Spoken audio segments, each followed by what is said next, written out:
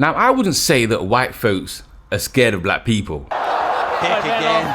Oh, he's chasing him. As obviously, they have the law and its enforcers for support. I'm going to tell them there's an African-American man threatening my life. Please tell them whatever you like. However, the perceived threat projected about black people... He attacked me in broad daylight. I didn't do nothing, man. This guy bumped into me. I did not. You knocked me down and tried to grab my briefcase. Yeah, but it was an accident, man. An accident? Really?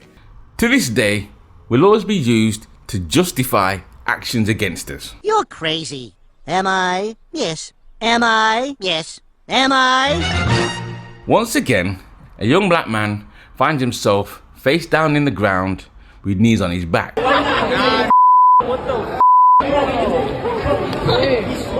And in this clip I'm about to play, you can clearly see racial bias in action. The white looking guy physically starts to fight. The black guy responds, stands his ground. The fight escalates.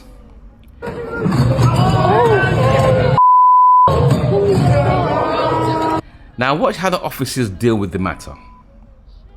As you see, the female officer drags the white kid off to one side, almost as if telling him to take a rest. We've got this. Before she rejoins and kneels on his back. All whilst the white looking kid sits on the sidelines. Now it's obvious to me, and should be obvious to you in the audience, that racial profiling and bias took place here. Yeah, no shit, Sherlock. And I would challenge anyone to show me otherwise. I challenge you to a duel. However, I see more than just racial biases and profiling in what we've just watched. And what it is that I see is this projection or this notion of the black threat in play here. This is where this comes into play, right? Because, and what's dangerous about that projection, in my opinion, is that this threat, or the black person being seen as the threat, is used as the justification for the actions. The guy's running away from him for 5 minutes. So you're telling this jury that a man who has spent 5 minutes running away from you, you're now thinking is somehow going to want to continue to engage with you, someone with a shotgun, and your father, a man who's just said, stop or I'll blow your head off. Here's the thing, you cannot create the danger to yourself. That means you cannot be the initial unjustified aggressor. You can't create the situation and then go, I was defending myself. And this mindset does kind of stem way back to when the Europeans sought fortune from black spaces. A passionate supporter of English imperialist policy, Rhodes governed with the sole aim of favouring British interests. In 1894, he issued the Glenn Grey Act, which allowed English companies to expropriate land from native Africans in order to search for mineral deposits. And came back to Europe claiming that the inhabitants of these spaces, of these black spaces, were all primates and savages. Therefore, going over there and committing genocide was excusable. Why is so little spoken about King Leopold II? Some say it's because he only murdered Africans. But that is a history lesson for another day, yeah? So anyways, right? The reason why I claim that this attitude or this mindset is detrimental to black people, yeah? Is because, and I'll reference back to the Kyle Rittenhouse. There were 3 people right there. Kyle Rittenhouse killed 3 people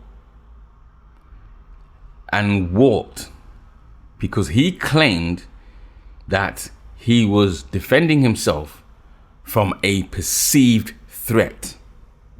Yeah? He was under threat. He was defending himself. That's why he shot. Let's think about that for a second. Now, in a society where black people are considered to be, before even asking any questions, are considered to be the threat, yeah, or the aggressive party in a situation, as we saw from the video clip, The reason why they jumped on the black kid's back before and let the white kid stand there and mosey about minding his own business is because the black kid was conceived as the threat. Yeah? Now, if black people are already considered to be that way, what's going to happen when you have a young white kid or a white person just in general, right, who shoots a black kid, or shoots a black person, should I say, right, shoots the black person and can then use the Kyle Rittenhouse excuse, yeah, to walk? Tell me no. Yeah? That's why a lot of black people in America were angry, yeah, because they know what's coming next. Yes, you can argue the 3 guys that got killed were all white, but those white guys that got shot were deemed as sacrificial. They were off code anyway. They were off code anyway. Yeah, they shouldn't have been at no Black Lives Matter protesting rally. No, they shouldn't have been there, so they can die. That's me projecting. I'm projecting there anyway, right?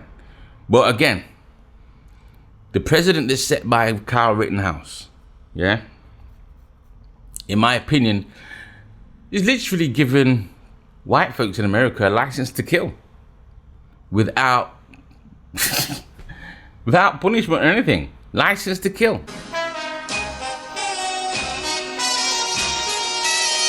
We should say, hey, maybe we could try to get that out of our heads so they don't disproportionately kill African Americans, which is true. As the law will protect them from any form of punishment. We, the jury, find George Zimmerman not guilty.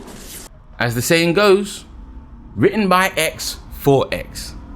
But anyway, that's all I wanted to say on the topic today. Let me know what you think in the comments below, and don't forget to like, share, and subscribe. I'm out. Peace. Yes. Am I? Yes. Am I? Yes.